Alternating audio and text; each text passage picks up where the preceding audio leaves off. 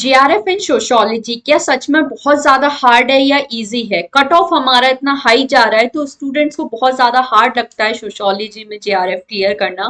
तो आज इसी चीज के बारे में डिस्कस करेंगे, क्या वाकई में हार्ड है बहुत ज्यादा जेआरएफ क्लियर करना सोशियोलॉजी में, या कैसे हम लोग ये जो हाई कट ऑफ है उसको भी टैकल कर सकते हैं। So hello everyone, welcome to JRF Adda. मेरा नाम है जूही जैन एंड यहाँ पर मैं आप सभी के लिए क्लासेस लेकर आती हूँ सोशियोलॉजी सब्जेक्ट की। सो आप लोग रेगुलरली मेरी क्लासेस के साथ जुड़ सकते हैं। जेआरएफ गेट एग्जामिनेशन मैंने क्वालिफाई किया है, जेआरएफ मैंने क्वालिफाई किया है विद 224 मार्क्स। सो मेरा जो एक्सपीरियंस है वो भी मैं आपके साथ जरूर शेयर करूंगी, कैसे मैंने 220 प्लस मार्क्स यहाँ पे स्कोर किए हैं। सारी चीजों के बारे में बात करेंगे। जेआरएफ अड्डा एप्लीकेशन को भी आप इंस्टॉल कर सकते हैं। फ्री टेस्ट पीडीएफ यहाँ पर आप सभी लोगों को मिल जाते हैं। कोर्सेज यहाँ पर आपके लिए ऑलरेडी चल रहे हैं। सो पेपर 1 पेपर 2 का कोर्स आप परचेज कर सकते हो, अच्छे से यहाँ पर आप प्रिपरेशन कर सकते हैं। तो सबसे पहले हम लोग यही बात कर लेते हैं, क्यों जेआरएफ हार्ड लगता है हमें सोशियोलॉजी में। बहुत सारे रीजन इसके हो जाते हैं। सबसे पहला और जो सबसे वाकई में एक जो रियल रीजन है हमारे लिए वो है high cut off. Cut off जो है बहुत ज्यादा हाई जा रहा है। अगर सोशियोलॉजी में देखें 230 मार्क्स भी आपका कट ऑफ गया है, 228 मार्क्स कट ऑफ गया है, 220 मार्क्स हमारा यहाँ पे कट ऑफ जा रहा है। सो ये जो 220 की रेंज में हमारा कट ऑफ जाता है ये काफी ज्यादा हाई कट ऑफ है, जिसकी वजह से जेआरएफ सोशियोलॉजी में क्लियर करना बहुत ज्यादा हार्ड लगता है स्टूडेंट्स को।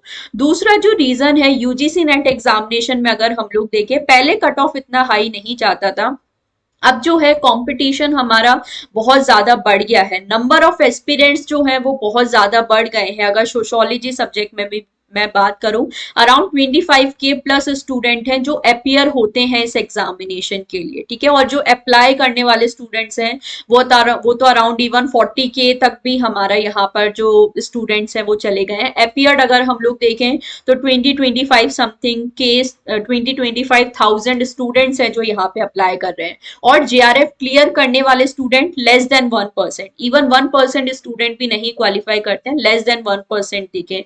अगर हम लोग जून 25 एग्जामिनेशन की बात करें तो सिर्फ 0.6% अराउंड अगर हम लोग देखें तो 200 स्टूडेंट्स हैं लगभग जो जेआरएफ क्वालिफाई कर रहे हैं आउट ऑफ 25,000। सो कंपटीशन बहुत ज्यादा बढ़ रहा है, कंपटीशन बढ़ रहा है, इसलिए कट ऑफ यहाँ पर हमारा बढ़ रहा है। अब सबसे जो मेन चीज यहाँ पर आ जाती है कि कट ऑफ इतना ज्यादा बढ़ क्यों रहा है, और वही मेन रीजन होता है कि जिसके वजह से जो जेआरएफ है वो हमें हार्ड लगता है। तो कट ऑफ हाई जाने के रीजन यही है।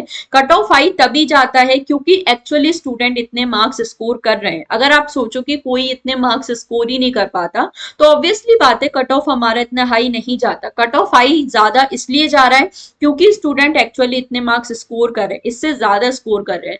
240 250 260 मार्क्स तक स्टूडेंट यहाँ पर लेकर आ रहे हैं सोशियोलॉजी सब्जेक्ट में, इसलिए कट ऑफ हाई जा रहा है।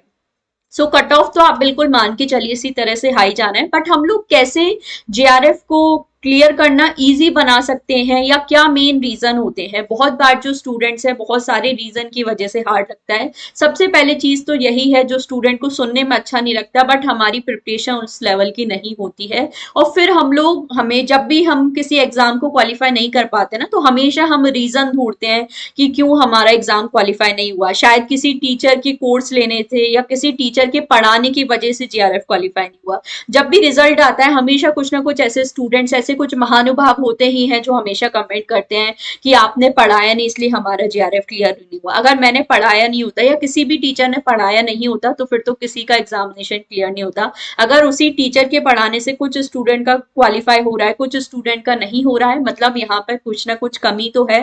हो सकता है मेरे साइड से हो बट आपकी साइड से भी कुछ कमी है, तो ये सबसे पहली चीज है। दूसरी जो चीज है, हम लोग जिस लेवल की प्रिपरेशन यहाँ पर रिक्वायर्ड है उस लेवल की प्रिपरेशन नहीं करते हैं। यूजीसी नेट एग्जामिनेशन जिस तरह से सिलेबस है, जितना वास्ट सिलेबस है, यहाँ पर आपको अराउंड 5 to 6 मंथ्स की तो प्रिपरेशन चाहिए, बट हम ये 5 to 6 मंथ्स की प्रिपरेशन करते ही नहीं है। हम सिर्फ लास्ट मंथ वो मैराथन्स के भरोसे रहते हैं कि बस 10 यूनिट है तो 10 यूनिट के 10 मैराथन हमें मिल जाए और उससे हमारा सिलेक्शन हो जाए। फिर हमें लगता है कि यार आपने तो पढ़ाया ही नहीं और हमारा सिलेक्शन नहीं हुआ। इतना हम पढ़ के गए फिर भी हमारा सिलेक्शन हुआ। तो इतना आप पढ़ के गए हो बट लास्ट के 10 दिनों में पढ़ के गए हो, उतना ही अगर आप साल के 6 महीने पढ़ो, कंसिस्टेंटली अगर पढ़ो, तो डेफिनेटली आपका एग्जामिनेशन क्लियर होगा। तो ये सबसे चीज है कि आपको कंसिस्टेंट रहना बहुत जरूरी है। यूजीसी नेट एग्जामिनेशन में जो स्टूडेंट 240 250 मार्क्स लेकर आ रहे हैं, वो वही स्टूडेंट लेकर आ रहे हैं जिनकी सब्जेक्ट पे बहुत ज्यादा कमांड है, जिन्होंने सेल्फ स्टडी यहाँ पर की है, जिन्होंने कंसिस्टेंटली उतना टाइम दिया है इस एग्जामिनेशन को। ये चीज बहुत ज्यादा इंपॉर्टेंट हो जाती है। बहुत सारे ऐसे स्टूडेंट हैं जो रिपीटेडली सेम स्कोर जिनका हर बार बन रहा है, या जिनका रिपीटेडली सिर्फ नेट क्वालिफाई हो रहा है, या सिर्फ पीएचडी ओनली कैटेगरी के लिए जो स्टूडेंट क्वालिफाई कर रहे हैं, जीआरएफ तक नहीं पहुंच पा रहे हैं, सो उनको बहुत ज्यादा हार्ड लगता है सोशियोलॉजी में एग्जामिनेशन क्लियर करना। तो इसका मेन कारण ये है आपका स्कोर सेम रहने का। सबसे एक इंपॉर्टेंट चीज आ जाती है स्टूडेंट्स, और ये वो स्टूडेंट है जो कंसिस्टेंट भी है, जो लगातार क्लासेस भी देख रहे हैं, सारी चीजें कर रहे हैं, बट कमी यहाँ पे कहाँ रह रही है? कमी यहाँ पे रह रही है प्रैक्टिस में। बहुत सारे ऐसे स्टूडेंट हैं जो बहुत सारी क्लासेस देखते हैं, मतलब हर क्लास को वो देखेंगे, सारी वीडियोस को वो देखते हैं, सारी चीजें करते हैं, क्वेश्चन भी वो प्रैक्टिस करते हैं, साल भर देख रहे हैं, बट मेन प्रॉब्लम यही है कि वो सिर्फ क्लासेस देख रहे हैं, कभी भी सेल्फ रिवीजन नहीं करते। बहुत सारे ऐसे बच्चे हैं, पीवाईक्यूज आप देख रहे हो, बट पीवाईक्यूज की भी आप सिर्फ वीडियोस देख रहे हो, एमसीक्यूज हैं तो उनकी भी सिर्फ आप वीडियोस देख रहे हो। वीडियोस देखने में आप ठीक है, वीडियोस देखने में भी अब बच्चे बोलेंगे मैम हम क्वेश्चन तो सॉल्व कर ही रहे हैं ना, हम लगातार 6 महीने क्लासेस देख रहे हैं, क्वेश्चन भी सॉल्व कर रहे हैं, फिर भी नहीं हो रहा। बट वही चीज है कि आप सेल्फ प्रैक्टिस नहीं कर रहे हो। जब तक आप खुद से बैठ के क्वेश्चन सॉल्व नहीं करते, इस एग्जामिनेशन को क्लियर करना बहुत ज्यादा आपके लिए डिफिकल्ट होगा, और बिल्कुल आपको फिर हार्ड ही लगेगा सोशियोलॉजी में जीआरएफ क्लियर करना, क्योंकि वीडियोस में देख के क्वेश्चन सॉल्व करना बहुत डिफरेंट हो जाता है। वहां पर टीचर किस तरह से क्वेश्चन रीड कर रहा है उससे भी कई बार हमें हिंट मिल जाती है। कमेंट सेक्शन में बाकी बच्चों के आंसर देख के हमें कई बार हिंट मिल जाती है।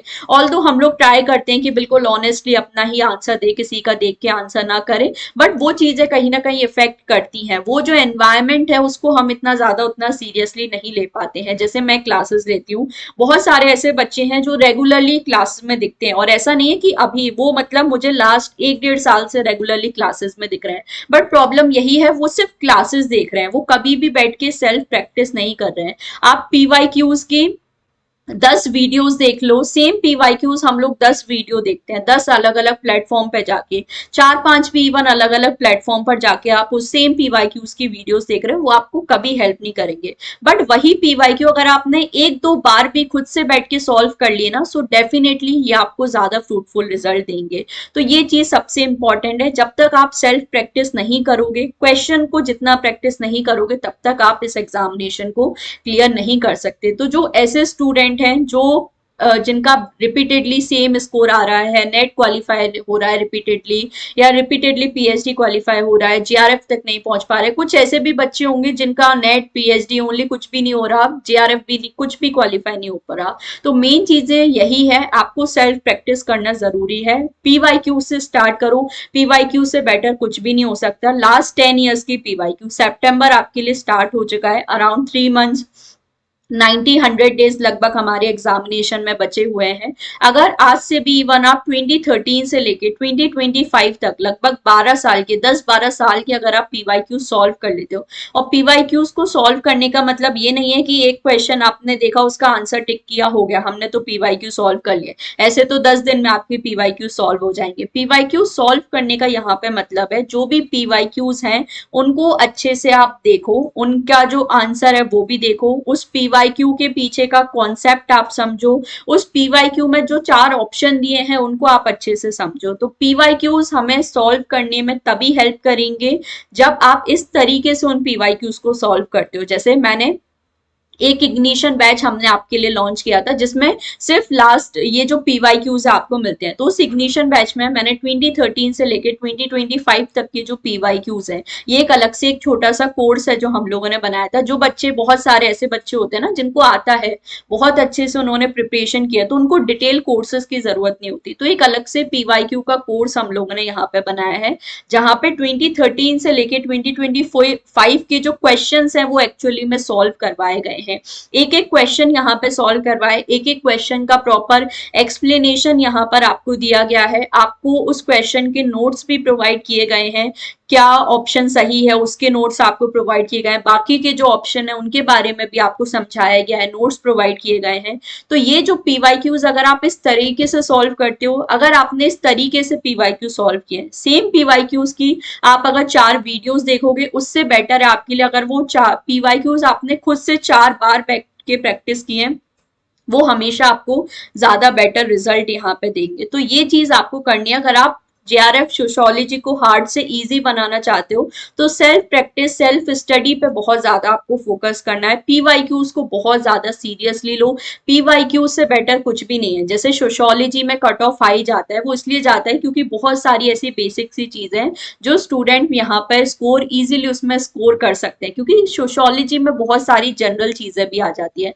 अगर कोई ऐसा बच्चा है जिसने बिल्कुल भी अभी तक प्रिपरेशन नहीं की है, उसने सिर्फ यूजी अपना किया है, पीजी अपना किया है, वो भी अगर सोशियोलॉजी का पेपर देगा तो आउट ऑफ 100 मुझे लगता है कि 30 to 40 क्वेश्चन ऐसे होते हैं जो इजीली हर कोई बच्चा स्कोर कर सकता है। पेपर 2 में यहाँ पे मैं बात कर रही हूँ, तो 30-40 क्वेश्चंस तो हर कोई एवरेज स्कोर कर ही रहा है ना। अब यहाँ पे जेआरएफ क्लियर करने के लिए आपको अराउंड 75 to 80 क्वेश्चन की रेंज में आना है। तो ये जो 40 क्वेश्चन का गैप 40 क्वेश्चन है, यही आपके लिए गेम चेंजर, और ये जो 40 क्वेश्चन है इसकी तैयारी हमें करनी है और इसके लिए आपको बहुत अच्छे से तैयारी करनी है। सो पीवाईक्यूज पे बहुत ज्यादा फोकस करो, पीवाईक्यू से बेटर कुछ भी आपके लिए नहीं हो सकता। अच्छे से पीवाईक्यूज को सॉल्व करो, उनके कंसेप्ट आप समझो। पीवाईक्यूज अगर अच्छे से सॉल्व कर लिए तो जितना हो सके क्वेश्चन सॉल्व करो। सेट एग्जामिनेशन के क्वेश्चंस आप सॉल्व करो, बहुत सारे सेट एग्जामिनेशन है, महाराष्ट्र सेट है, जेके सेट है, गुजरात सेट है, ये तो ऑफिशियल वेबसाइट पे आपको इनके पेपर मिल जाएंगे। केरला सेट का आप क्वेश्चन पेपर सॉल्व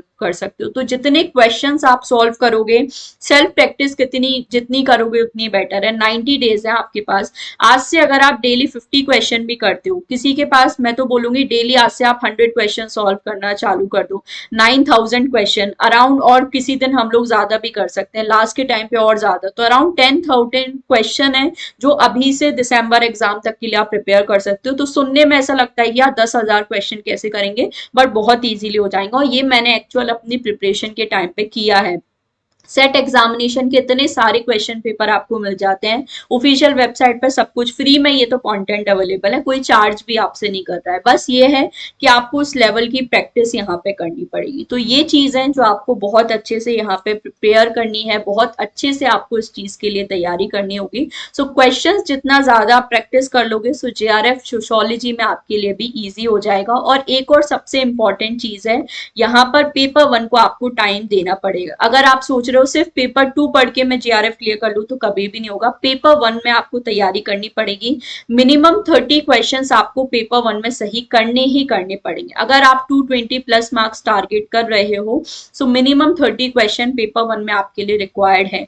मैं आपको जनरली सजेस्ट करती हूँ पेपर 1 में 35 to 40 की रेंज में अपने क्वेश्चन रखा करो, और पेपर 2 में आप 75 to 80 की रेंज में अगर आप आ जाते हो तो आपका जेआरएफ 100% डन है, कोई आपसे नहीं छीन सकता। क्योंकि आपका जो कट ऑफ है 220 230, इससे ज्यादा कट ऑफ अभी तक तो नहीं गया है, और इससे ज्यादा अगर कट ऑफ गया तो मान के चलना आपका पेपर डेफिनेटली इजी ही होगा। कट ऑफ हाई तभी जाता है जब पेपर इजी है। पेपर इजी होने का मतलब पेपर डुएबल था, बच्चे एक्चुअली स्कोर कर पा रहे हैं, तभी आपका कट ऑफ यहाँ पे हाई जाता है। वरना ऑन एन एवरेज आपका जो कट ऑफ है 220 की रेंज में रहेगा। सो 220 प्लस मार्क्स टारगेट बना के चलो, यही मैंने भी अपना टारगेट बनाया था। मैंने भी सेम इसी तरह से 224 मार्क्स यहाँ पे स्कोर किए थे, अपना जेआरएफ क्लियर किया था। तो 36 क्वेश्चन मैंने पेपर 1 में सही किए थे, 76 क्वेश्चन मैंने पेपर 2 में सही किए थे। तो टोटल यहाँ पे 112 क्वेश्चंस और 224 मार्क्स के साथ जेआरएफ मैंने अपना क्लियर किया था। तो इसी तरह से आपको तैयारी करनी है, पेपर 1 को इंपॉर्टेंस देना ही पड़ेगा।